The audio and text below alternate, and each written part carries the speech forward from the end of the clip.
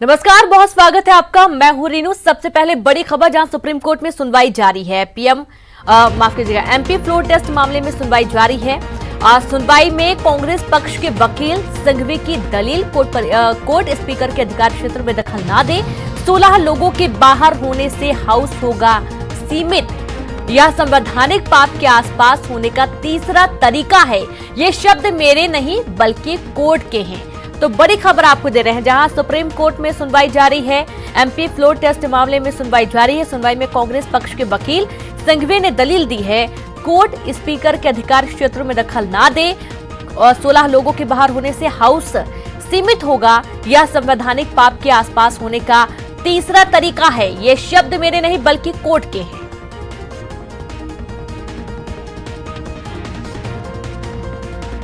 तो सुनवाई शुरू हो चुकी है। बीजेपी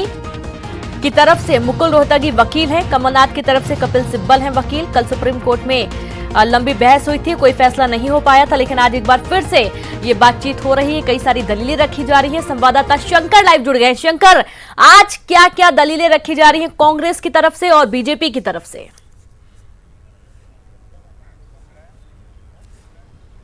देखिए, जिस तरह से मध्य प्रदेश का जो मसला है एक बहुत बड़ा मसला बनता जा रहा है, इस मसले पर जिस तरह से तोड़ अजोड़ की जो बाकायदा राजनीति पिछले कुछ दिनों में लगातार हो रही थी, अब इस मामले पर जब सुप्रीम कोर्ट में ये मामला आया है, सुप्रीम कोर्ट में इस मामले पर एक मैराथन जो सुनवाई चल रही है, तो इस मामले में आज जिस तरह से बाकायदा दलीलें दी जा रही थी अभिषेक मनु सिंघवी के द्वारा, तो उसके बाद कोर्ट ने भी इस बात को माना कि ये सिर्फ एक राज्य का मामला नहीं बल्कि एक ये राष्ट्रीय समस्या है। जिस तरह का मामला ये बनता जा रहा है, जिस तरह से पेंच रोजाना फंसते जा रहे हैं, तो इस मामले में बकायदा दिग्विजय सिंह की तरफ से बकायदा जो पेश हुए हैं अभिषेक मनु सिंघवी, उन्होंने बोला कि एक बहुत बड़ी समस्या बनती जा रही है। तो इस मामले पे बकायदा कोर्ट ने बकायदा अपनी टिप्पणी की है। और इसके साथ ही जिस तरह से बकायदा यहाँ पे सिंघवी लगातार इस मामले पे अपनी दलीलें दे रहे हैं, पिछले तकरीबन 15 मिनट से लगातार अभिषेक मनु सिंघवी जो है दलीलें दे रहे हैं, तो उस मामले पे जस्टिस चंद्रचूड़ ने बकायदा सिंघवी से कहा, क्या इस मामले का जिस तरह से आप आरोप लगा रहे हैं, जिस तरह से बकायदा आप कह रहे हैं, तो क्या इस मामले में तमाम जो विधायक हैं, जो आपके विधायक हैं, जो बेंगलोर में हैं, क्या उन विधायकों को वीडियो कॉन्फ्रेंसिंग के जरिए पेश किया जा सकता है क्या? तो इस मामले पे फिर अभिषेक मनु सिंघवी उस मामले पे तैयार नहीं हुए। उन्होंने कहा कि ये वीडियो कॉन्फ्रेंसिंग के जरिए नहीं हो सकता है। और बकायदा इस मामले में सिंघवी ने कहा कि आप वीडियो कॉन्फ्रेंसिंग की बात करके एक तरह से विधायकों को बंधक बनाए जाने की मान्यता दे रहे हैं। इसके साथ ही सिंघवी ने यह भी कहा कि जिस तरह से बकायदा बिना आपके आदेश के मैं 2 हफ्ते में इस्तीफा या अयोग्यता के फैसला लेने को तैयार हूं और ऐसे किए गए बिना फ्लोर टेस्ट नहीं हो सकता। लेकिन जिस तरह से फ्लोर टेस्ट की बात हो रही है और बकायदा अभिषेक मनु सिंघवी कह रहे हैं, जो दिग्विजय सिंह की तरफ से एडवोकेट हैं, उन्होंने कहा कि जिस तरह से बकायदा ये मामला अब फ्लोर के अंदर का मामला है, अब फ्लोर टेस्ट के लिए उन विधायकों को वहां पे होना जरूरी है, लेकिन उसे बंधक बनाकर रखा गया है। तो इसी मामले में कोर्ट ने टिप्पणी करते हुए कहा, तो क्या वीडियो कॉन्फ्रेंसिंग के जरिए उसको वहां पे पेश किया जा सकता है? तो उस मामले पर अभिषेक मनु सिंघवी का यह बयान था और अभिषेक मनु सिंघवी उस मामले को खारिज कर रहे हैं। और इसके साथ ही सिंघवी ने यह भी कहा कि अगर वो बंधक नहीं है तो राज्यसभा चुनाव लड़ रहे दिग्विजय सिंह को अपने वोटर से क्यों नहीं मिलने दिया जा रहा है? जिस तरह से देखा जाए, दिग्विजय सिंह का अगर मामला देखा जाए, जिस तरह से एक हाई वोल्टेज ड्रामा बैंगलोर में हुआ, दिग्विजय सिंह पहुंच गए थे उन तमाम विधायकों से मिलने के लिए और वहां उनका कहना था कि अब वो राज्यसभा के लिए चुनाव लड़ रहे हैं, उनके लिए बकायदा नामित है, तो उनको अपने विधायकों से मिलने दिया जाए और वो उनके वोटर से हैं, यानी कि अपने वोटर से मिलने का उनका एक कानूनी और संवैधानिक अधिकार है, तो उनको अपने वोटर से मिलने क्यों नहीं दिया जा रहा है? तो इन तमाम मामलों पर बकायदा अभिषेक मनु सिंघवी आज कोर्ट में दलील रख रहे हैं और देखना लाजमी होगा कि कब तक ये अपनी पूरी दलीलें पूरी करते हैं। उसके बाद दूसरा जो पक्ष है बकायदा, उनको भी अपनी बात जो है रखने का एक वक्त दिया जाएगा। तो निश्चित तौर पे कहा जा सकता है कि ये मामला आसानी से, आराम से बकायदा शाम तक ये मामला जा सकता है और शाम तक इस मामले पर सुनवाई हो सकती है। इस मामले पर सुनवाई के दौरान ही जस्टिस गुप्ता जो हैं, उन्होंने कहा कि एमएलए राज्यसभा चुनाव में व्हीप से बंधे होते हैं क्या? तो उन्होंने इस मामले पर सिंघवी ने कहा हाँ, वो बंधे होते हैं। इसके बाद जस्टिस चंद्रचूड़ ने कहा कि जब वोटर से मिलने की दलील का क्या मतलब रह गया? उसके बाद सिंघवी ने जवाब दिया कि हमें 2 हफ्ते का समय दिया जाए, 16 विधायकों को एमपी आने दीजिए। यानी कि पूरा मामला जो है दिग्विजय सिंह के जो वकील हैं अभिषेक मनु सिंघवी, उनके द्वारा यही दलील का एक सार है, एक मतलब है कि वो जो 16 विधायक जो बेंगलोर में बैठे हुए हैं और ऐसा कहा जा रहा है, एक ऐसा आरोप है कि बीजेपी के तमाम नेताओं ने उसको बंधक बनाया, तो उसको आने दिया जाए और राज्यसभा में आने के बाद वो अपना मतदान करे और मतदान की जो प्रक्रिया है उसमें हिस्सा ले। लेकिन इस मामले पर जिस तरह से स्पीकर का बयान आया, स्पीकर के जो सोच है और इसके साथ ही जो राज्यपाल के जो सोच है, तो इस मामले को लेकर जिस तरह से वहां की एक राजनीति में एक अच्छा खासा असर देखने को मिल रहा है, तो यहाँ पर स्पीकर का जो मसला है वो मसला भी बकायदा कोर्ट में उठा और अभिषेक मनु सिंघवी ने कहा कि देखिए स्पीकर का जो मसला है वो विशेषाधिकार का मसला है, इस मामले में कोर्ट को दखल नहीं देना चाहिए। तो एक तरह से कहा जा सकता है कि अभिषेक मनु सिंघवी तमाम अपनी दलीलों को दे रहे हैं, मजबूती से अपने पक्ष को रखने की कोशिश कर रहे हैं और इस मामले पर बकायदा कोर्ट किस तरह से बकायदा नजर रखेगा, किस तरह से इस मामले को देखता है, वो थोड़ा सा इसमें वक्त जरूर लगेगा। जी बिल्कुल बिल्कुल। अब ये माना जाए सुशील कि जिस तरीके से लगातार इस वक्त में देखिए जस्टिस चंद्रचूड़ जो है बकायदा उन्होंने एक बात कही है कि हम आपको आपकी आशंका दूर करने के लिए एक स्पष्ट तरीका दे रहे हैं और वो एक स्वतंत्र पर्यवेक्षक जो है बकायदा उसको हम दे रहे हैं, लेकिन हम सुनिश्चित करेंगे हम इस मामले पे कि बकायदा किस तरह से इस मामले को देखा जाए और इस मामले पे एक तरह से कहा जाए कि इस्तीफा और अयोग्यता के मामले में स्पीकर का फैसला फ्लोर टेस्ट को कैसे प्रभावित करेगा। तो एक तरह से कहा जा सकता है कि मामले में तमाम जो जितने भी दाव पेच हैं उस दाव पेच को बकायदा खत्म करने के लिए, उसका एक समाधान करने के लिए यहाँ पर जिस तरह से अभिषेक मनु सिंघवी अपनी दलीलें दे रहे हैं, बकायदा उस मामले पे जो जस्टिस चंद्रचूड़ जो हैं वो सवाल जवाब भी कर रहे हैं, इसके साथ ही जस्टिस गुप्ता भी इस मामले में सवाल जवाब कर रहे हैं। जी जी सुशील, एक चीज बहुत नोट करने वाली है, जैसे कि कहा गया है कि सुप्रीम कोर्ट ने कहा कि एमएलए अपने विधानसभा क्षेत्र में नहीं है, तो दिग्विजय सिंह भी ऐसा नहीं कर रहे हैं, वो भी अपने क्षेत्र में नहीं है, ये रही बात। और दूसरा ये भी कहना है कि एमएलए बैंगलोर में किसी नेचुरल जगह पर जाएं, हम ऑब्जर्वर नियुक्त कर सकते हैं, यानी कि ये मामला भी और खिंचने वाला है, ये खत्म नहीं होने वाला है। जैसा लग रहा है कि आज सुनवाई होगी, फैसला आएगा, फ्लोर टेस्ट हो जाएगा, ऐसे बिल्कुल भी आसार समझ में आ नहीं रहे हैं अभी।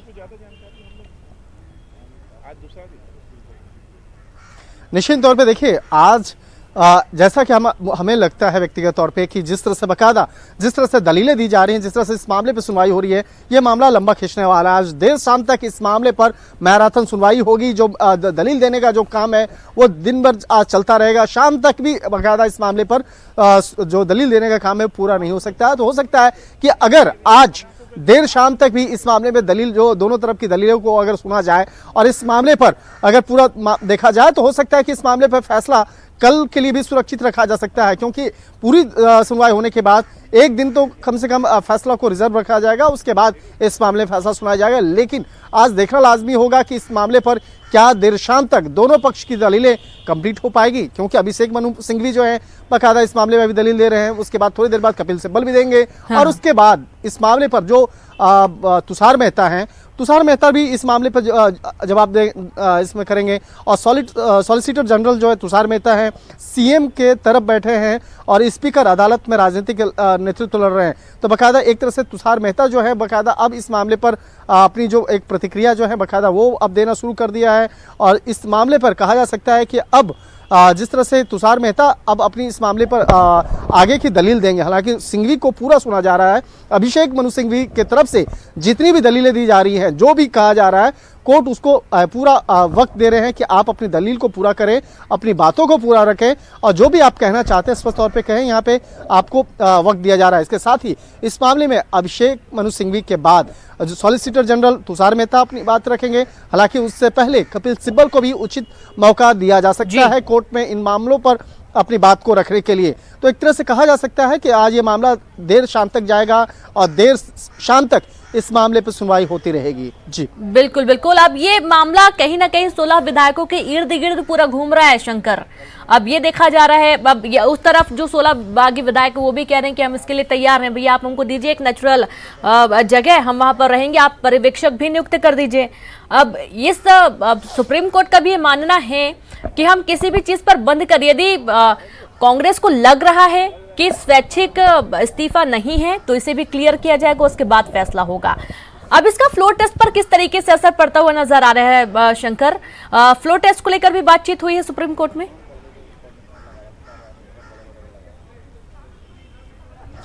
देखिए, अभिषेक मनु सिंघवी के द्वारा तो तमाम पक्ष रखा ही जा रहा है और कहा जा रहा है कि अगर फ्लोर टेस्ट कराना है तो उन विधायकों को लाना होगा, और जब तक बिना लाए हुए आप कैसे फ्लोर टेस्ट कर सकते हैं। लेकिन वो विधायक तब तक नहीं आएंगे जिस तरह से बाकायदा स्पीकर का एक बयान आया, स्पीकर ने इस मामले पर जिस तरह से बयान दिया और इस मामले पर जिस तरह से राज्यपाल का बयान आया, तो एक तरह से कहीं न कहीं इस मामले को कोशिश जरूर एक आरोप लगा कि इस मामले को जानबूझकर आगे करने की कोशिश की जा रही है, कुछ आगे बढ़ाने की कोशिश की जा रही है, जिससे कि बाकायदा उन कांग्रेस के विधायकों को समझाया जा सके या उनसे समझा करके लाया जा सके। लेकिन वो विधायक जो है वो स्पष्ट तौर पर शुरुआती तौर पर जो एक नजर आ रहा है कि वो बीजेपी के तरफ जाते हुए दिख रहे हैं। तो क्या इसका क्या समाधान होना चाहिए, किस तरह से बाकायदा इस मामले में दल बदल कानून या बाकायदा जो और भी जो कानून के जो पेच है बाकायदा उसको समझा जा रहा है। तो निश्चित तौर पर देखिए, पिछले कुछ दिन पहले ही बाकायदा इस मामले पर बीजेपी की अगर बात करें या कांग्रेस की बात करें, दोनों पक्ष अपने तमाम कानूनी पहलुओं को जानने का प्रयास कर रहे थे। इस मामले पर जितनी भी राय शुमारी है बाकायदा वो किया जा रहा था कि इसमें कानूनी पेच कहां कहां किस तरह से फंस सकता है। तो इस मामले में जिस तरह से कहा जाए, कांग्रेस की तरफ से जिस तरह से बाकायदा कपिल सिब्बल खड़ा हुए, जिस तरह से दिग्विजय सिंह के फेवर में बाकायदा यहाँ पर सिंघवी खड़े हुए, अभिषेक मनु सिंघवी जो एक काफी वरिष्ठ वकील माने जाते हैं इन दोनों, और इसके साथ ही इस मामले पर सॉलिसिटर जनरल जो है तुषार मेहता जिस तरह से बाकायदा पक्ष रख रहे हैं इस मामले पर। अब कुछ देर के बाद जब अभिषेक मनु सिंघवी जब पूरी उनकी जो दलील देने की प्रक्रिया जब कंप्लीट होगी, उसके बाद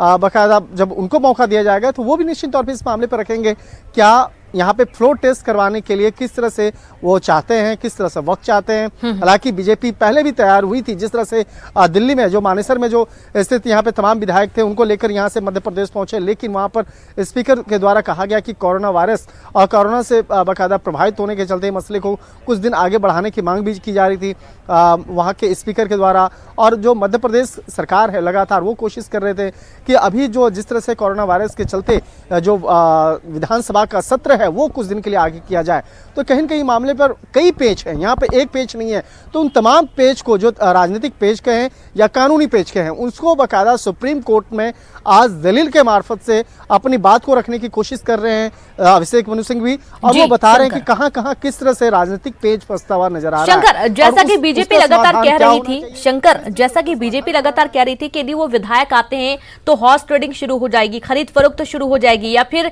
एक मानसिक दबाव भी बनाया जाएगा। तो हॉर्स ट्रेडिंग और फ्लोर टेस्ट ये दो चीजें हैं। जी शंकर,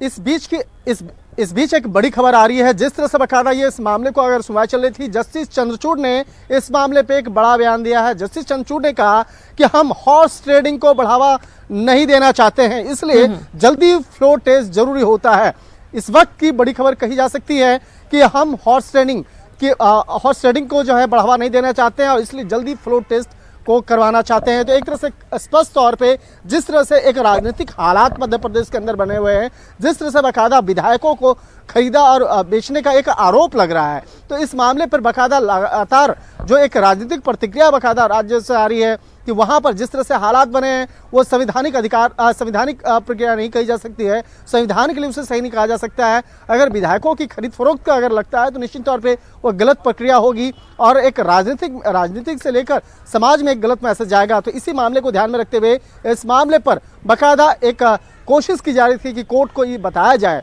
कि वहां पर हॉर्स ट्रेडिंग की जो है वो प्रक्रिया बढ़ती जा रही है, यानी कि विधायकों को खरीद फरोख्त का जो मामला जिस तरह से एक आरोप लग रहा है। हाँ। इस मामले की गंभीरता को देखते हुए जस्टिस चंद्रचूड़ ने कोर्ट में बाकायदा कहा कि हम इसे आगे बढ़ावा नहीं देना चाहते हैं और इसलिए हम चाहते हैं कि जल्द से जल्द इस मामले पे फ्लोर टेस्ट हो। इसके भी कई मायने निकाले जा रहे हैं। देखिए, बीजेपी इस मामले पर लगातार कोशिश कर रही थी, जिस तरह से बीजेपी के कई सांसदों कई विधायकों का जो बयान आया बाकायदा उनका कहना था वो चाहते कि इस मामले में जल्द से जल्द फ्लोर टेस्ट हो। और जिस तरह से अगर बात करें कि जिस तरह से कांग्रेस से टूट करके कई बीजेपी जो विधायक हैं, कांग्रेस के जो विधायक हैं जो बीजेपी में शामिल होना चाह रहे हैं या बीजेपी के लिए बाकायदा मतदान करना चाहते हैं फ्लोर टेस्ट के दौरान, वो अभी 16 उसकी संख्या लगभग में काउंट की गई है जो बेंगलोर में है। और ऐसा एक अनुमान लगाया जा रहा है और बीजेपी के नेता लगातार इस मामले में कह रहे हैं कि 16 की संख्या हो सकता है आने वाले दिन में इसमें और ज्यादा इजाफा है, यानी कि जो संख्या है 16 से ज्यादा हो सकता है। और फ्लोर टेस्ट करवा लीजिए आप, फ्लोर टेस्ट के दौरान ये सारी चीजें कंप्लीट हो जाएंगी और साफ चीजें जो है दिख जाएंगी। लेकिन इस मामले पर कमलनाथ सरकार जो है, जो अभी मौजूदा सरकार है, लगातार वो इस मामले पर प्रयासरत हैं और उनका कहना है कि इस मामले पर कि आने वाले दिन में बाकायदा जिस तरह से यहाँ पर उनके विधायकों को बंधक बनाया गया है, इस मामले पर बाकायदा उस मामले को लेकर यहाँ पर काफ़ी जो है सरगर्मियाँ बढ़ी हैं। और हालांकि जिस तरह से सुप्रीम कोर्ट में इस मामले पर सुनवाई चल रही है और इस मामले पर कोर्ट ने कहा एक स्टेट अभी हाल फिलहाल में कोर्ट में एक आया है कि कोर्ट ने कहा कि यही कारण है कि अदालत तुरंत फ्लोर टेस्ट कराने के आदेश देने में सक्रिय रही है और विचार यही है कि सुनिश्चित किया जाए कि फ्लोर टेस्ट जल्द से जल्द हो और ऐसी चीज़ों को रोका जाए। यानी कि कोर्ट जो है स्पष्ट तौर पे इस बात को मानती है कि जितना जल्द से जल्द वहाँ पर फ्लोर टेस्ट हो, और फ्लोर टेस्ट कराने से निश्चित तौर पे जो एक लोकतांत्रिक प्रणाली कहें या लोकतंत्र की खूबसूरती कहें वो चीज़ें निकल के बाहर आएंगी। और तो एक तरह से बिल्कुल शंकर, वो चीजें निकल कर बाहर आएंगी और ये बहुत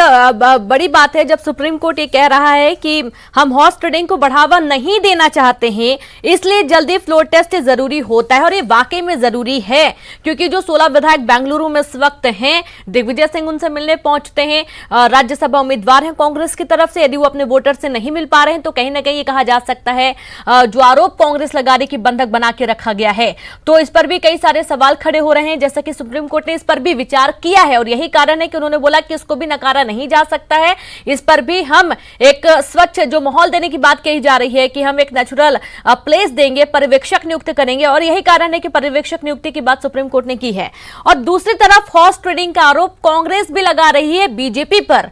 तो ये जब कांग्रेस की तरफ से दलील रखी जाएगी तो जाहिर तौर पर यह कहा जाएगा कि हॉर्स ट्रेडिंग उनके विधायकों के साथ हुई है बीजेपी की तरफ से।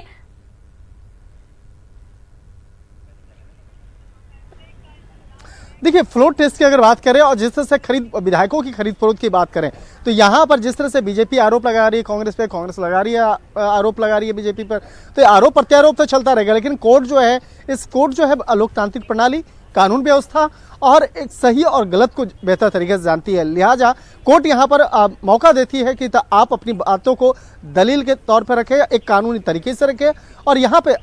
इसी आधार पर बाकायदा अभिषेक मनु सिंह भी अपनी दलील रख रहे हैं। और जिस तरह से बाकायदा अभी जस्टिस चंद्रचूड़ की बात करें, उन्होंने इस मामले पर जब सिंघवी इस मामले पर दलील दे रहे थे तो जस्टिस चंद्रचूड़ ने बाकायदा कई सवाल भी किए। बाकायदा जस्टिस चंद्रचूड़ ने कहा कि आपको 22 इस्तीफा जो है विधायकों का वो मिल गया है, 6 का इस्तीफा अभी एक ही बैच में था, तो स्पीकर की क्या जांच थी, तो इस मामले में स्पीकर ने क्या जांच की थी। तो इसके बाद इसके साथ ही दूसरा जो सवाल पूछा गया कि इस्तीफे की तारीख क्या थी और स्पीकर ने वास्तव में यह आदेश कब पारित किया। यानी कि अब जस्टिस चंद्रचूड़ सिंघवी से सवाल कर रहे हैं कि आपने अगर आपको 22 इस्तीफे मिल गए हैं, 6 का इस्तीफा उसी बैच में था, और इस मामले में स्पीकर की क्या भूमिका रही, क्या उन्होंने जांच किया, और इसके साथ ही जो इस्तीफा भेजा गया था उसकी तारीख क्या थी और स्पीकर ने वास्तव में इस मामले पर क्या आदेश पारित किया। तो जिस तरह से कहा जाए कि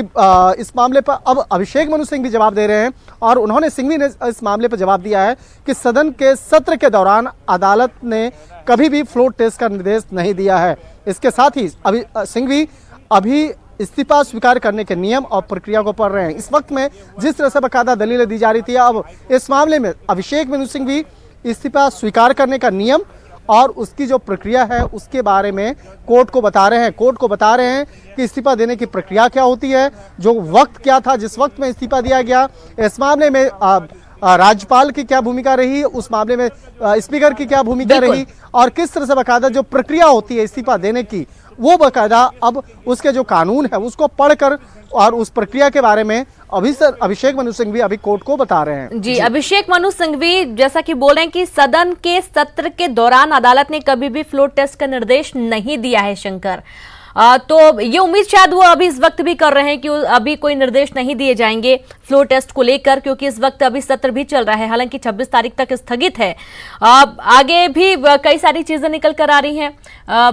बातें रखी जा रही हैं अभिषेक मनु सिंघवी की तरफ से। देखिए, एक अभी कोर्ट पे सुनवाई के दौरान कभी कभी जो एक बातचीत करने का जो तरीका होता है वो भी काफी प्यारा होता है। हाँ। और जिस तरह से अभिषेक मनु सिंह भी जब वो प्रक्रिया बता रहे थे और उस कानून के बारे में बता रहे थे, तो इसी दौरान उन्होंने सिंघवी ने कहा कि जो तरीका है, जो उस प्रावधान को वो हिंदी में बता रहे हैं। तो इसमें जस्टिस चंद्रचूड़ ने भी बकायदा एक चुटकी लेते हुए कहा, और उन्होंने एक बहुत अच्छी लाइन उन्होंने कही। जस्टिस चंद्रचूड़ ने कहा कि हिंदी बहुत ही प्यारी और एक ब्यूटीफुल लैंग्वेज है, बहुत प्यारा भाषा है, आप हिंदी में बताइए। तो एक तरह से कहीं न कहीं जो कोर्ट के अंदर जो एक प्रक्रिया होती है, जिस वक्त में काफ़ी गर्मजोशी के साथ में दलीलें रखी जा रही होती है,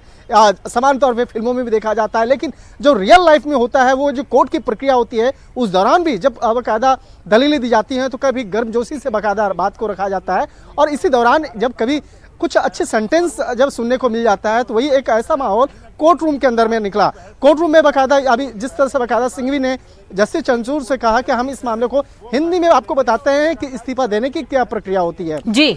तो जस्टिस चंद्रचूड़ ने कहा हिंदी बहुत ही प्यारी और एक ब्यूटीफुल लैंग्वेज है, आप इसे हिंदी में सुनाइए। तो ऐसे माहौल भी बाकायदा कोर्ट के अंदर में होते हैं, और इस तरह से बाकायदा एक हल्का सा एक बहुत ही आसानी से बातों को रखा भी जा रहा था। एक तरह से कहा जा सकता है अभिषेक मनु सिंघवी अभी कोर्ट के अंदर में उन तमाम इस्तीफा की प्रक्रिया को हिंदी में बता रहे हैं, और कोर्ट भी बाकायदा काफी गंभीरता से इन तमाम प्रावधान को और प्रक्रिया को अभी फिलहाल सुन रहे हैं। जी बिल्कुल। अब अभी तो लगातार बातचीत हो ही रही है शंकर, लेकिन जिस तरीके से फिर वही बात है, घूम फिर कर बात आती है 16 विधायकों पर कि उनको स्वतंत्र क्यों नहीं किया जा रहा है, उनको मिलने क्यों नहीं दिया जा रहा है, और सुप्रीम कोर्ट इस पर भी गहनता से विचार कर रहा है, और यही कारण है कि इतनी लंबी वार्तालाप हो रही है। शंकर,